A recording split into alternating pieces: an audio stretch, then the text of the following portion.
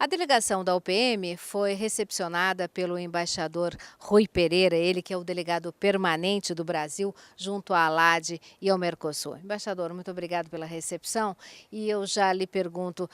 esse convite então e essa sua participação num seminário da cidade de Chapecó, em Santa Catarina, no Brasil, o que representa? Quer dizer, tratarmos do Mercosul cidadão no momento em que muito se chama atenção para o Mercosul comercial.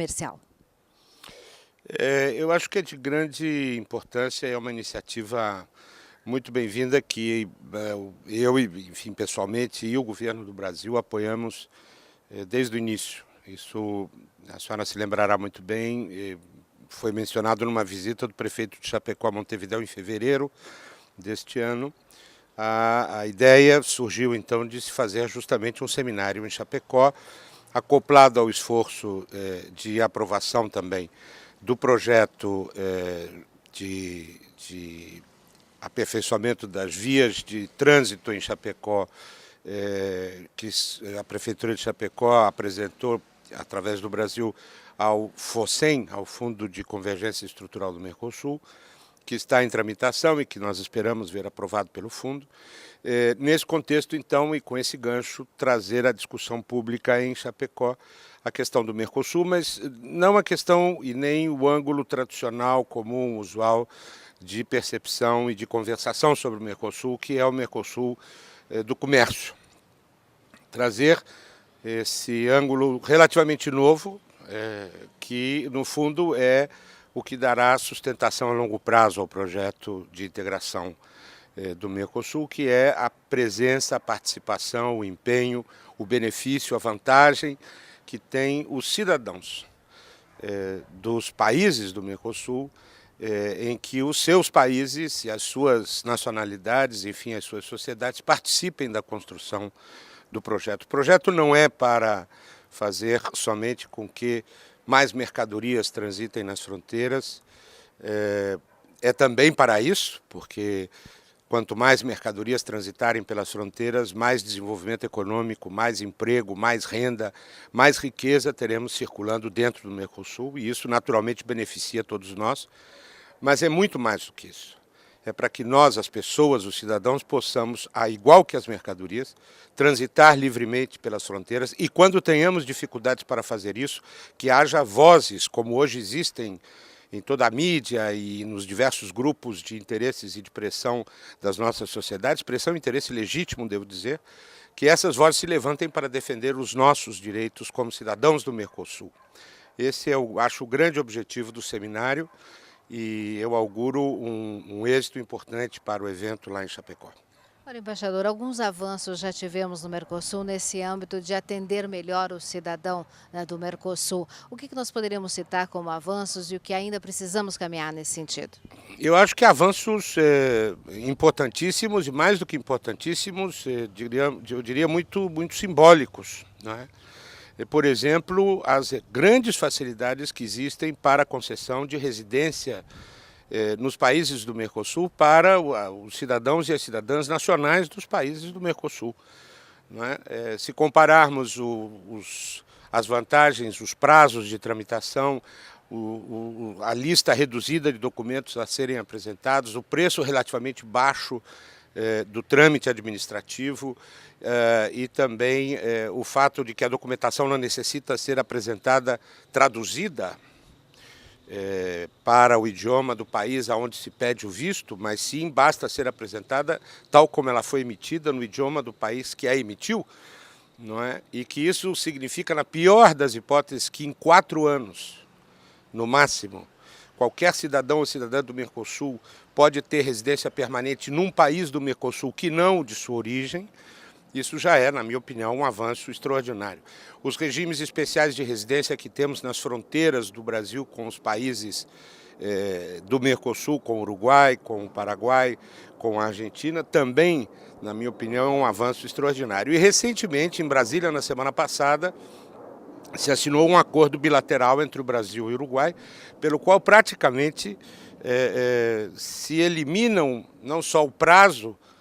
como também a maioria da documentação que é necessária apresentar para obter residência permanente no Uruguai para os brasileiros e no Brasil para os uruguaios.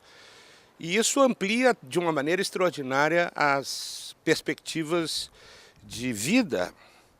de felicidade, de prosperidade, de melhor educação, de melhor saúde, os acordos de previdência social que permitem que o tempo de contribuição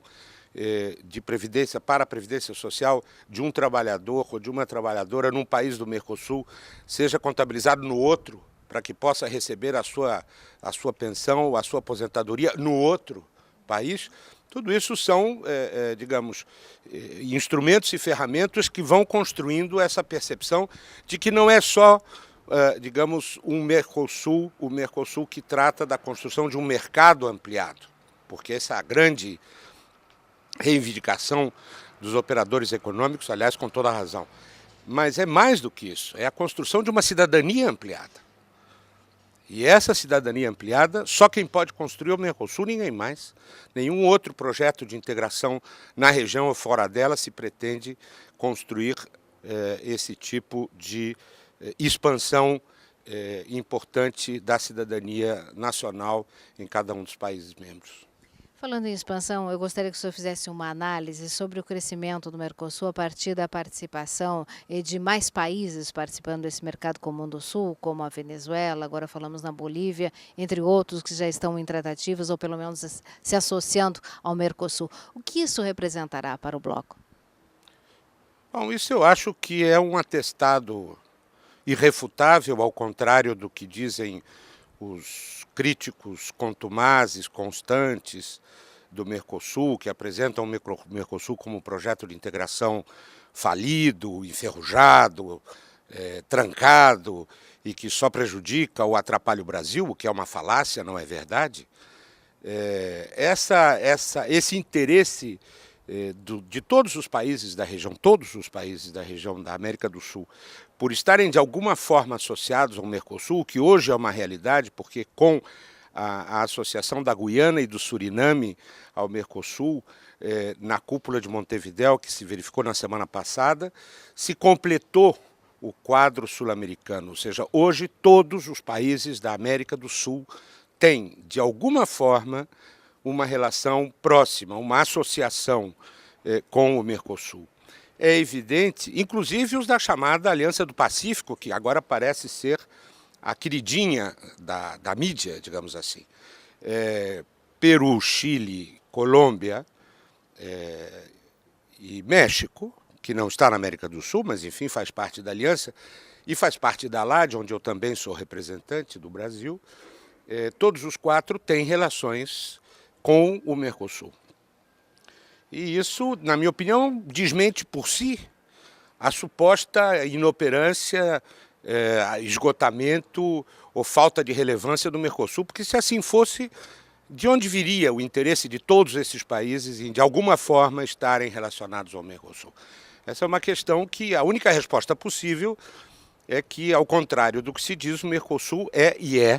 e o chanceler Patriotto disse recentemente, e a presidenta Dilma disse também aqui na semana passada na cúpula de presidentes, o Mercosul